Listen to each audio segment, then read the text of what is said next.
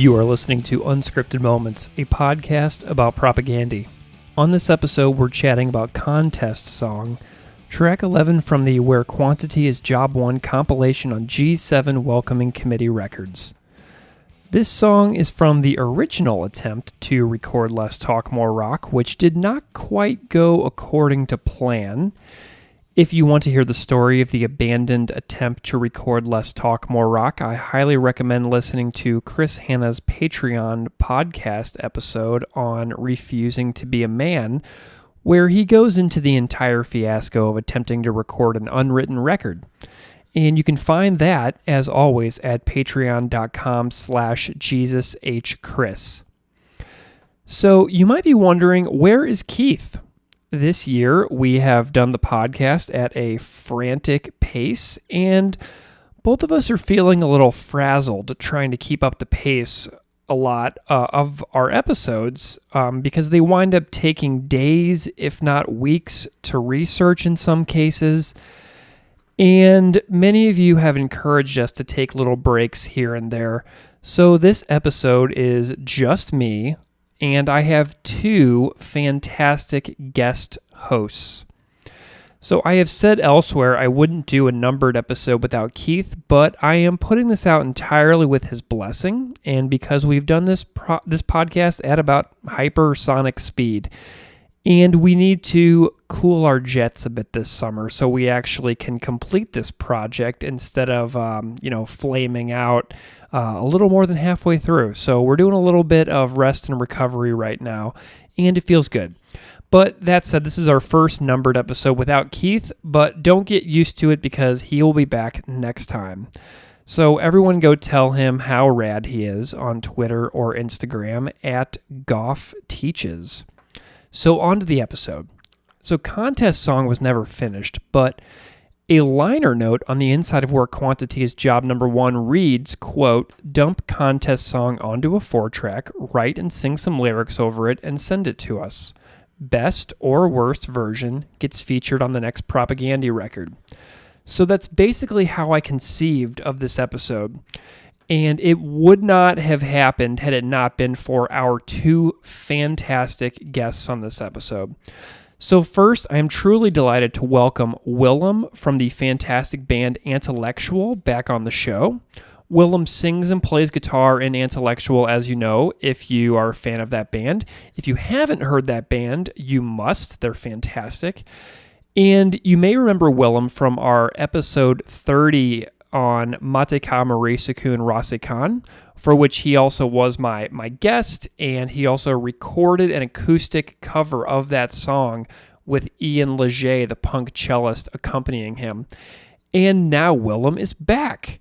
And the reason that Willem is here is due solely to our second guest, Matt Milkowski. So a while back, I put out a call on social media to see if anyone was interested in having a crack at writing lyrics and recording vocals over Propaganda's Contest Song. Matt got in touch and notified me that he was writing and recording a demo version of the song, which he renamed Common Threads, which he'll explain on the episode. And he played around with it until he had it in fighting shape, and then he did something totally awesome. He connected with Willem to do a highly polished version and pushed the song to new heights with Willem's vocals on it.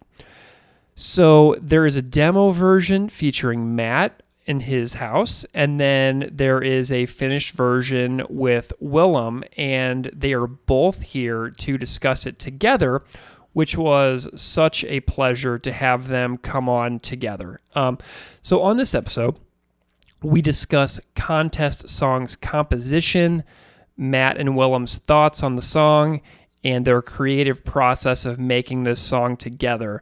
And to close out the episode, we have another Contest Song version sent in from our friend in California, Corey Costanzo, who is one of our diehard listeners and all-around fantastic fella who posts insanely rad skateboard videos on Instagram at Dr. Costanzo.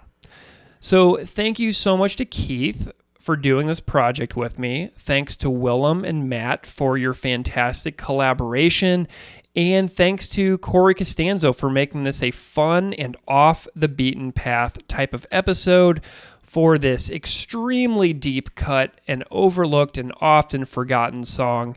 So if you want to check out any of these guys, you could check out Matt's music project at catchingconfettimusic.com, and you can find Intellectual, which is Willem's band, at intellectual.com. So before we hear the song, I want to read the lyrics here really quick to Matt's version. So this is for Common Threads, Matt Milkowski's lyrics. The sentiment dissolved the thread between us all, a parting gift invisible, hence incapable of, filling up the limitless bounds, a token of appreciation in every cubic foot of sea and sound. A suite of ocean beasts, born in hot embrace of molten molds, personified in polymer for budding hands to hold, then ritually shed, replaced to keep the pace. The perspiration of generations, treasures turned to waste. Return again, a billion shreds, manifest in every nook, destined till the end. Tangled in a web, every fucking cent, spent upon the endless stream of trinkets, we think is just common sense. But entangled consequence, simultaneous, dropped into the bottom and forgotten for someone else to digest. Return again, a billion shreds, a communion for our common friends. So let's do this, everybody. Here is Matt Milkowski and Willem Intellectual's rendition of contest song, Common Threads, and we'll be back after the song for our conversation. Enjoy.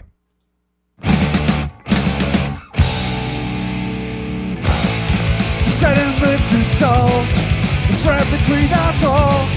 A parting gift invisible and incapable of filling out the limitless bound. A token of appreciation in every cubic foot of sea. Every cubic foot of sea and sand. Ocean beast, born in hot embrace of molten molds, personified in polymer. Parting heads to hold, full parting heads to hold, and ritually shed, replace to keep the pace. The perspiration of generations, treasures turn to waste. Return again, a billion shreds, manifest in every nook, yes, until the end. Tangled in a web, every fucking sand, spans upon the endless stream of trinkets. We think it's just common sense, but entangled consequence, simultaneous.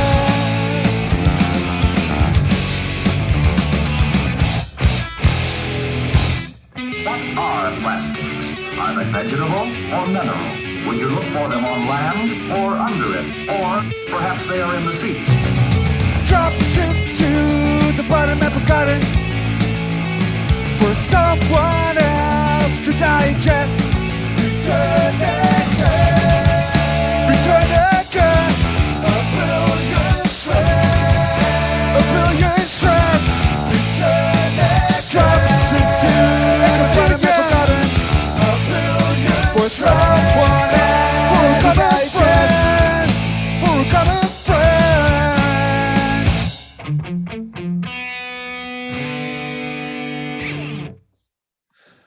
Matt and Willem, welcome to Unscripted Moments, a podcast about propaganda. It's great to have you both here. Hey, yeah, thanks for having me back at least. Yeah, I think that's a good sign. Yeah. Yeah, and it's an honor to be here. I'm excited. Awesome. So Willem, like you mentioned, it is awesome to have you back on the show after your first appearance last summer for episode 30 of Mataka Marisakun Rasikan. So listeners will have heard you and I chatting before. And as everybody out there knows who's listened to the show, Willem sings and plays guitar in Intellectual, and we'll get into that. But Matt, since you are the brand new person on this show, can you just go ahead and introduce yourself a little bit to the audience so they can know kind of who you are and what you do in the world? Yeah, for sure. So I'm Matt Mulkowski. I am a teacher in Chicago. I teach at a public high school, primarily drawing and painting. I've been doing that for about a dozen years or so. But of course, I'm also a lifelong serious propaganda fan as well. Awesome, awesome. Well, Willem, I'm curious how you've been since we last spoke for your previous appearance on the show. How is everything going in your world? What's new with you? What are you working on? Give us the lowdown. Yeah, has it been a year already? Because Something like that. It's crazy. yeah, like my idea of time is worthless these days. But apparently, yeah. No, to be honest, we've just had a break from music. Like because of the lockdown, the pandemic, we couldn't do anything. So we decided together, like, let's use this time to have a pause, a break for the first time in 15 years of recording and releasing and touring and stuff. So not much has been going on, to be honest, but we recently started rehearsing and doing stuff again, and we're working on shows for the end of the year and next year and stuff. I'm working on some new songs. So we're slowly, starting back up, and stuff is happening over here as well. So yeah, it's looking brighter again, I guess, than a year ago at least. Yeah. Yeah. Well, and I mean, you get this little collaboration here with Matt on this fantastic project. So this has probably been sort of a creative, nice little injection, I would imagine, right? Well, also with the Mate Camoes podcast episode, that was a nice time to, have something in my hands to work on during the pandemic. So yeah, it's been very nice to do this as a, to spend some time with music, despite the break we are having. Awesome. Well, let's get, Matt, a little bit of your context of being a fan of Propaganda. How did you get into this band? It's something I ask every guest who appears on the show, and Willem and I have already talked about that. So what's your origin story with finding Propaganda? Yeah, so I was pretty sure I remembered it. And I was looking up some artifacts last night. I think I sent you an email. I had the the punk mentor friend that I know some of your other guests have talked about before. Yeah. So for me, it was seventh grade. I just had this one friend. Her name was Claire, and she kind of gave me like the holy first punk mixtape. And I just found the liner notes for it, and right in the middle of side A was Propaganda Nation States. I think it was the alternate version as well. Nice. Which I've always preferred. And so this was like 97, 98, something like that. And she even wrote in the notes, like, I don't know if you're going to like this. They're a political punk band, but, if you do, I've got plenty more. And I just remember really distinctly, like, that song blew my mind like it did for so many others. And I just couldn't get enough of it. And ever since then, I've just been completely on board with everything they've done. They've completely shaped, my life in terms of my choices about food and politics. And they've just been my favorite band since the beginning. And it's been awesome to see them grow. Well, Matt, I know that you listened to a bunch of the podcast episodes as well throughout the last year, and it's been fabulous having you as such a consistent listener, because like your commentary is always so thoughtful, and you're the exact kind of person that we love hearing from as far as like fans of this show go. And the fact that you were able to put the new project together and get involved, it really means a lot to like bring you into the fold on this show. So I just wanted to say thank you. For sure. And I'm 37. That's the magic number for our fans, right? It really is. Willem, how old are you? Are you 37 too? No, I'm 40. So, okay. But I'm very thankful that Matt, got us together to do this nonetheless. So, yeah. Awesome. Well, so here's why we're here. We're here together, the three of us, because Matt wrote to me this past April, I think, about doing a version of Contest Song, which appears on Where Quantity is Job Number 1, which is the unfinished song that Propaganda was recording for Less Talk More Rock during their original recording sessions. And the song went unfinished for the Less Talk More Rock sessions. And it wound up being essentially an abandoned song that the band released as an instrumental. But they also invited fans to, dump it into like a 4-track and do vocals over it. But that was in the 90s. And now recording is so much more straightforward for home recording. And so when I put the call out there for people to do a version of Contest Song, Matt, you jumped right on this thing. And I'm curious about what you remember here about deciding to do this. Give me a timeline of events for how your version of Contest Song got rolling for you. For sure. Well, first of all, I played in a punk band in high school. I've been involved in many music projects since. And I think back then, I maybe took a stab at it, when I was like 17. Unfortunately, I have no evidence of that, but I vaguely remember like thinking about it, pretty seriously. But yeah, once it came up again through your podcast, again, the pandemic times, it's tough to have any creative output. And a lot of my personal projects, take multiple years to finish. And I was just like, man, this is something that I'm capable of doing. And of course, it's something I'm a little nervous about to even get involved with, Propagandy's catalog. But I was like, I could definitely do this. I've got, recording gear in my house. I have experience writing songs. And I was like, all right, it's time to give this another shot. So, I just started listening to the track and really started thinking about, thematically, I kind of wanted something that was, if there's a Venn diagram with three circles, a combination of, my own lived experiences, what I thought Propagandy was interested in back in the 90s, and then what I thought they'd be interested in today. And I was trying to find, something conceptually that landed right in the middle. Fabulous. Okay, so you got this. Like, how did you start putting together a melody on this originally? Like, did you have lyrics laying around, or these brand new lyrics that you wrote? I'm just curious about like the writing process. Like, because a lot of people, when they start writing a song, they'll start with music and then they'll hum over it so they can like kind of dial in the melody and then kind of fit the words into that. How did this process go for you for creating these lyrics and melodies over this demo version? Yeah, I usually do what you described, but for this one, these were brand new lyrics that were pretty much fleshed out first before I got into the melodies. There was a little bit of back and forth. I started kind of recording, a couple lines at a time to see how it felt. But the majority of these lyrics, it kind of came through together pretty quickly in a night. I had just finished a book called Wild Ones, and it sort of discusses a strange relationship we have with animals where they're just completely oversaturated in children's culture, right? Like every children's book, children's clothing, children's toys are just filled with animal tales, and they're sort of held to this almost mystic level of appreciation. But of course, like in reality, our culture treats them very differently, and that stood out to me because, well, for one, I've got two little ones, and for two, my whole life I came from a family that was very aware of the impact of plastics and buying too many products and what that does, kind of big picture to the environment. So for me, like the lyrics just sort of came through all in one big push, and then it was a matter of just finding the right place for them. And the song's kind of interesting. There's actually a lot of similar chord progressions that repeat. So it was actually, I thought it was not too hard to be flexible with kind of moving things around back and forth. Tell me a little bit, Matt, about how you feel about Propagandy's composition of this song. Say a little bit more about that. What do you like about the music and the performance? Yeah, well, I remember, when I was playing the Quantity of CD nonstop, I never skipped over this one for sure. It's a little bit unusual. There's like that clean break in the middle, with that sort of like, finger picky arpeggiated.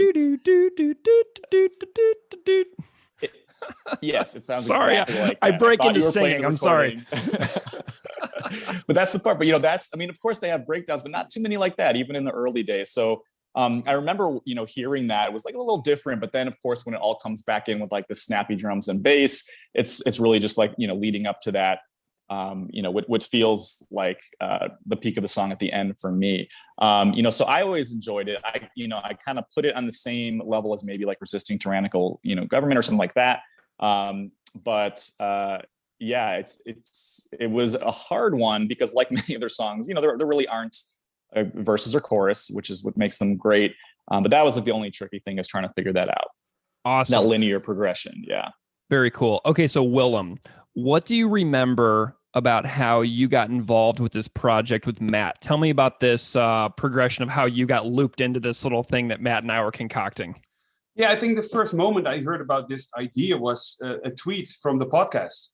You mentioning, wouldn't it be great if, people recorded vocals over this song?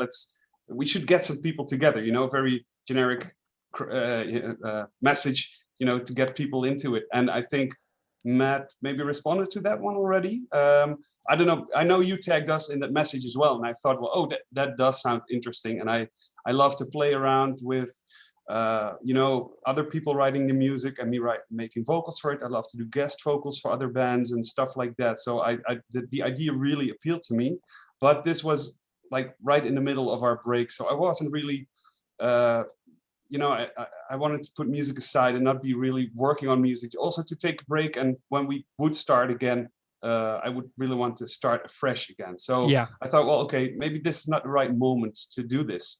And then I think later on, this conversation came up on Twitter again, and Matt tagged us, or you sent us a message. I'm not sure what the first initiation was exactly, but you said, oh, I have lyrics that I would love you to sing over the song. And then I double checked. I was, okay, are you sure you want me to butcher whatever you created? And he confirmed again. So I thought, okay, let's do this. And nice. Then I think Matt sent me the lyrics and his demo. And I told him, well, I'm going to use this or see this as some sort of experiment and these, some research on how to write songs. Because for Intellectual, I'm the one writing the music and the lyrics and putting them together. So I'm really intrigued of how other people do that. So I wanted to hear his version, the way he would do it. And that's why I made my own version first with his lyrics. Yeah. And later on checked the version he made to compare them and, pretty much make the best version of the two. But, that's how it started. Amazing. Yeah.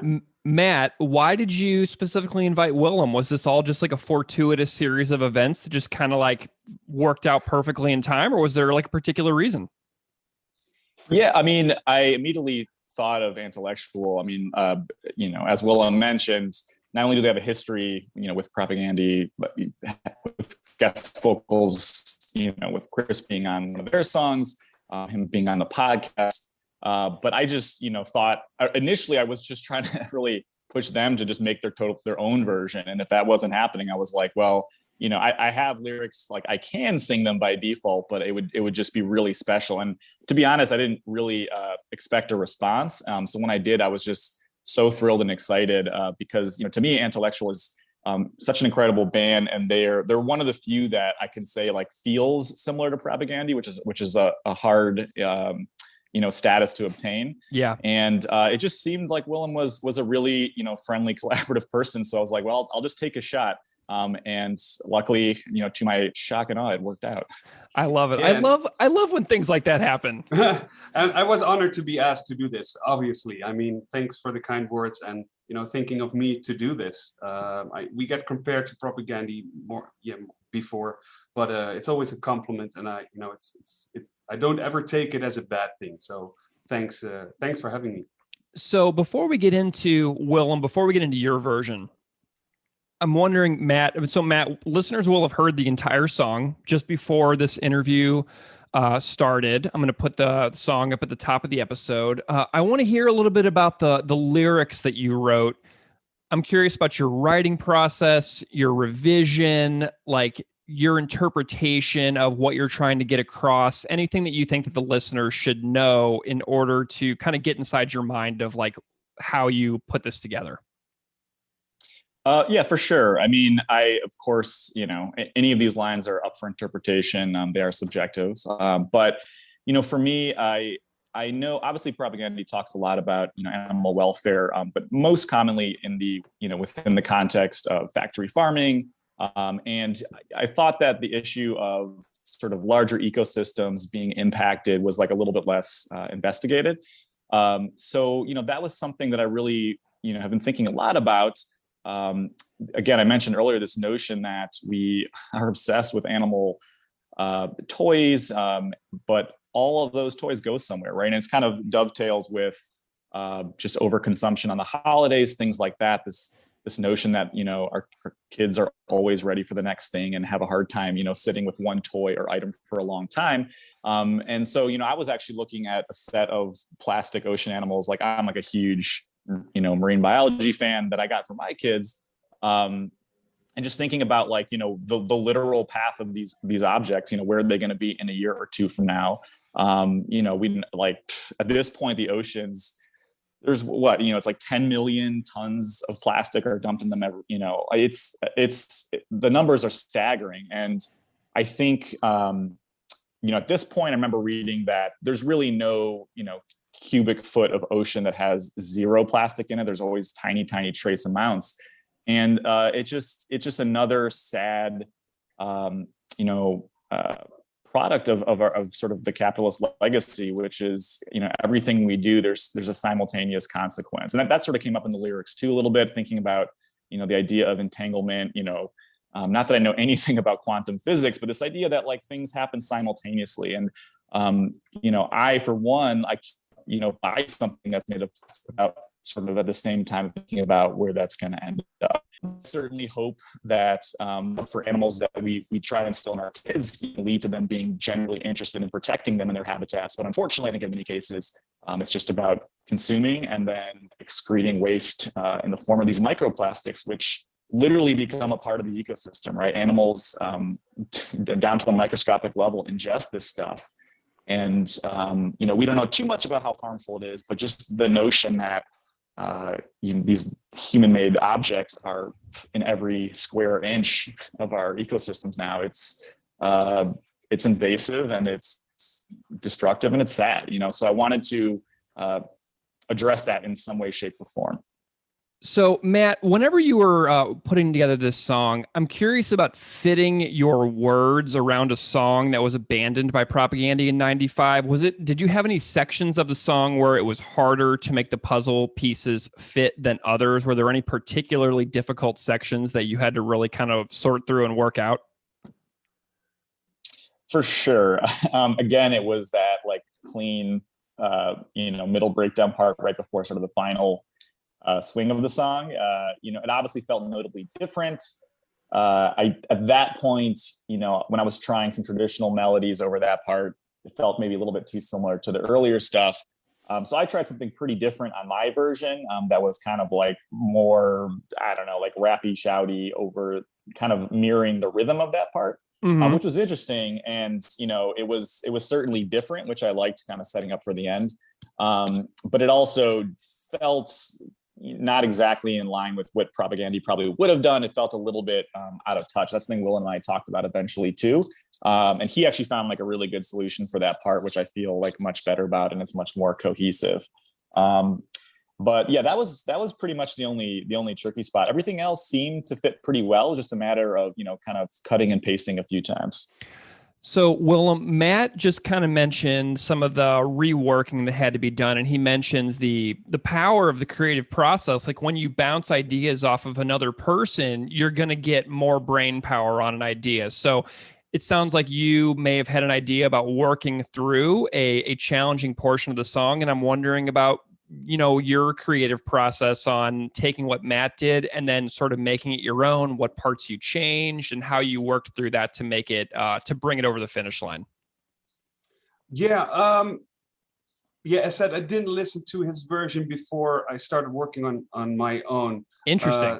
So yeah, I really wanted to start from scratch, even though, of course, the lyrics were written by him. So it wasn't completely from scratch. But it was a lot of fun to do and then compare the two versions. And I really liked Matt's version as well. And also the rap shouty part in the bridge. That was really fun. But I also had the idea to try to make it sound as if propaganda could have written it back in the day. I mean, obviously, I can't write as well or as nice or as good as them, but I tried my best and, try to reach that level or that way of working. And I think, that, I did some, I think Chris in the pre-2000 songs, he sings a bit lower. Like he started singing higher after like Today's Empires and later on. So I kept the vocal range a bit lower. I tried to keep the words short because I think that's a bit snotty, that's the way they sound on How to Clean and Less Talk More Rock. And for the mixing, I told like Nico van Montfort, he works with us a lot on previous albums and stuff, and he lives close by in the same city, so it's always nice to work with him. And I said, like, don't put in too much effort, make it sound 90s, make it sound a bit raw, a bit unpolished. Don't use auto-tune, I'd say, and no heavy mixing or heavy digital effects or stuff on it. Just make it sound like it was produced by Fat Mike in 1990, whatever it was. But I mean, try to match the music and the vocals. So that was really interesting. And I think, I took some, I think in the end it's a balance between the version Matt recorded and my own version. And I really liked the way he did the first verse, for instance. And because I recorded a demo and sent it to him, and I said, well, this is how I did it. Now I'm going to check your version. And I think the final version, I recorded a different way for the first verse. And I changed some harmonics because I really liked the way he did it in the last chorus. And we also added one of the samples that he included in his version. So I think it's a best of both worlds for sure. Yeah, and I really love the way of working on this way. Willem, tell me about the parts where you harmonize with yourself. How many vocal tracks did you get going on those sort of like those kind of like group gang vocal kind of sections? Ooh, good question. I think like everything is doubled. Like the lead is like a loud first lead, and then there's a second channel really quiet underneath. So everything is double. But I think for the good question. I don't know the tracks, but I think in total it's like 15 or so. Like amazing. Like, but then 2 for the lead, 2 for the backings. There's some overlap in the lead, so you need 4 tracks to have that. So you're already at 8 tracks. And then for the bigger choruses, it's like 8 more tracks, I guess. So 15, 16, I'm somewhere in that range, I guess. Yeah, but when you go digital, you can easily do that. And I think it doesn't make it sound digital because it's also the way they recorded it back in the day with double leads and stuff, and analogical. But doing it digitally now this way makes it easier. And for me, able to do it from home or from our rehearsal space and still maintain hopefully that 90s kind of vibe, I guess. I hope. I love it. That is so cool. Is there anything, Willem, that you really appreciate about the band's performance on this particular track? Like with Chris and John and Jord, is there anything that really stands out to you musically? I mean, obviously it's Propaganda, so it's fantastic. But I'm curious if there's anything that you really specifically like about this one. Well, as you said, it is Propaganda, and I really love doing this because it also felt like discovering an old new song by them that I hadn't heard before or something. I knew the instrumental track from the album, but I didn't know it with lyrics yet. So even though it were my own vocals and Matt's lyrics, it still felt like discovering an old song by them, and that was really fun. And it's classic Propaganda to make a linear song, so without parts coming back or real hard choruses that are the same throughout the song. And even though it's not linear, there is still a very smart progression that makes it feel like there are verses and choruses, and it feels like it works up in the first part towards a chorus, then it goes down a bit, then it works up again, and then it slows down a lot, and you get the cleaner part, and then it works towards a big finale. And I mean, most bands, even including us, most of the time do that through a classical formula of first, chorus, bridge, and stuff like that. But I really reappreciated the way Propaganda does it without repeating themselves or without using older parts in the song and getting them back. So that was a lot of fun to work on it that way. Willem, did you have to change any of the phrasing at all for like singing purposes? Like, were there any parts that you were like, I need to switch out this word for that word? Did you have to do any lyrical alterations like that for phrasing purposes at all? No, I think I created my own version first. And then I think when maybe I switched a word in Matt's first verse from the end of the line to the beginning of the next line to have it line out better, I think. But no, I think like 99% was the same as Matt did it in the parts that I used from him. But also like very propagandy-ish is to just cut lyrics or vocal lines in two, and and the sentence halfway if the music stops there, and then pick it up after the new bar or new line begins again. So I think that's something at the where the quieter bridge comes in, that ends with the simultaneous, and that's halfway of a sentence. But that didn't stop me from doing it, because I think that's something that propaganda could have done as well. So that didn't bother me or stop me to do it that way. It's an easier way of putting lyrics to music as well, if you just don't care about the ending of sentences and musical lines. Sure. Well, and especially since you have no control over the actual music itself, if this was your band, you could change things out and add in bars, and you could do anything you wanted. But since we have an already completed version, like, there's no control in that. Definitely. Yeah. Matt, how many drafts of lyrics did you go through? How long did it take you to write all these? Let's see. Honestly, I maybe tinkered with something actually quite a bit earlier, like in the fall, but I think the core of it came out like in one night. I don't think I changed much. I was just cutting away bits and pieces. So I think it happened pretty quick, actually. And every cubic foot of sea and sound. What are plastics? Are they vegetable or mineral? Would you look for them on land or under it? Or perhaps they are in the sea? A suite of ocean beasts, born in hot embrace. Were molten molds personified in polymer, for butting heads to hold, then ritually shed, replaced to keep the pace. The perspiration of generations, treasures turned to waste.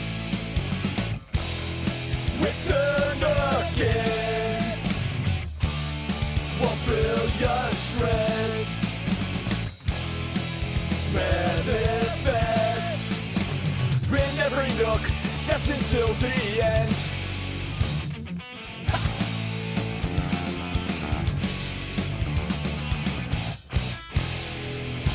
A long way out in the deep blue sea, there lived a fish.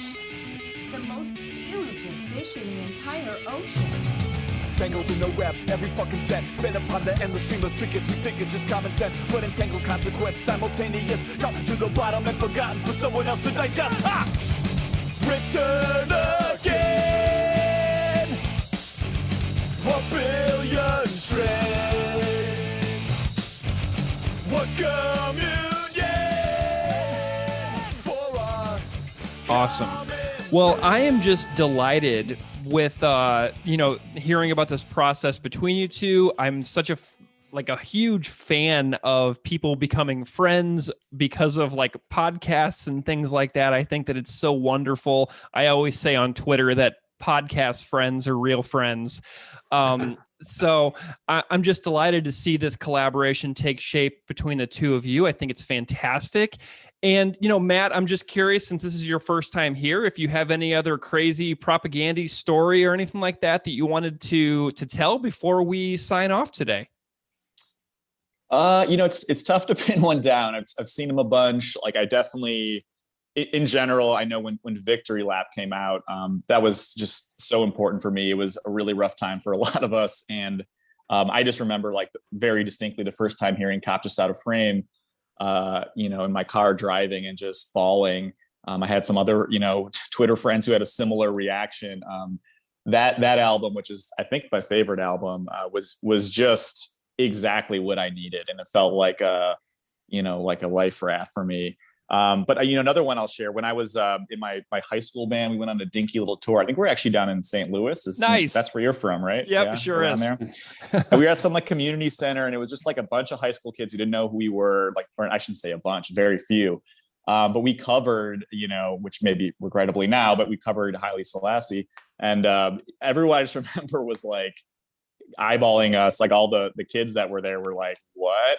But the one like older, and by older, he might have been, I don't know, 25, sound guy who was just sitting there like drinking a beer the whole time doing nothing. When we had that cover, he just like stood up and had the metal sign and like totally reacted.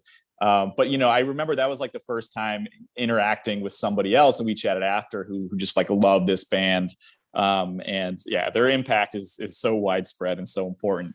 It's after a show, it's just like I want to talk to them, but I don't even know what to say. It's a little strange being this far along in your life and still loving a band and a creative output like this in such a serene and sublime way. And I'm just so grateful that they exist, because they've really shaped who I am. I'm just appreciative, man. Well, Matt, I completely agree. And yeah, so, and Willem, where can people find you if they want to check out the band? And also if you have any touring coming up in the future that you'd like to sort of preview, if there's anything band related news that you want to share, tell the audience. Yeah, we're on Facebook, Instagram, YouTube. We have a website, stuff like that. Intellectual. There's not many of them around, so Google it and you'll find it for sure. Awesome. And well, it's funny, Matt, that you say that you mentioned Let's Talk More Rock, because or a Victory Lap, the album, because I think when I heard Lower Class, the song on there, it was one of the it reminded me of the sound of Let's Talk More Rock. And it'd been a while, not on the album before it. They really changed away from the earlier sound, but with Lower Class, for some reason, it reminded me of Let's Talk More Rock. And when I heard the contest song again, like the break in the middle, the cleaner part, that reminded me of Lower Class. And so, it's funny to get a little full circle-ish that way with old and new stuff. So that's nice to hear. Well, friends, this has been absolutely lovely. I'm so delighted to feature your collaboration for the contest song on the podcast. We didn't even talk about the name of the song. So Matt, you named it Common Threads. And I hope that everybody out there really enjoys it.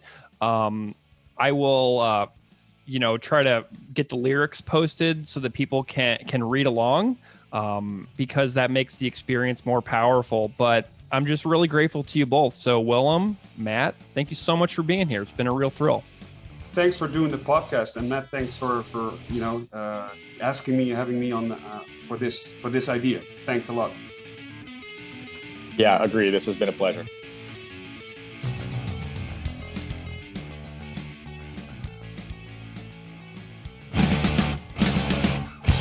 So you wanna know how to clean everything? You can start by sticking the fucking flag up your goddamn ass, you son of a bitch. Meanwhile, I've been squatting by myself in a back road drainage ditch, so don't laugh, no dance, or play. Cause we have got some bread to bake, and we forget that I said you should fill the gap, because 20 years later I'll regret saying that. At chest bomb picnics, they fail to serve as unwrapped gifts. So talk less and rock more. Remember how it feels when what you voted for. Realize the system cannot be reformed. But wait, let's relay our calling card at the gate and hope that our whisper echoes over failed states. Let's try to fuel the churning gears less often. And tirelessly dig for that painted coffin.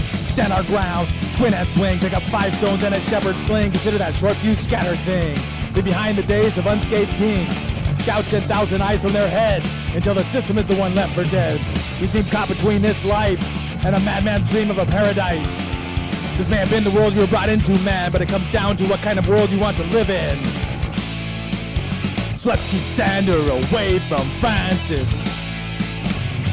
and spread wide the cracks in the monolith. Doubt the masses and don't hold down for consensus.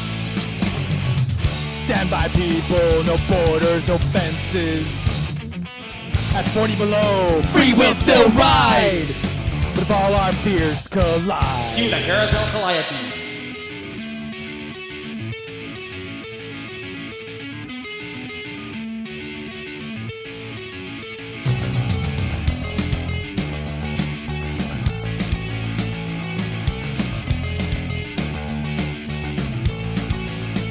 Time aboard a Soyuz 13.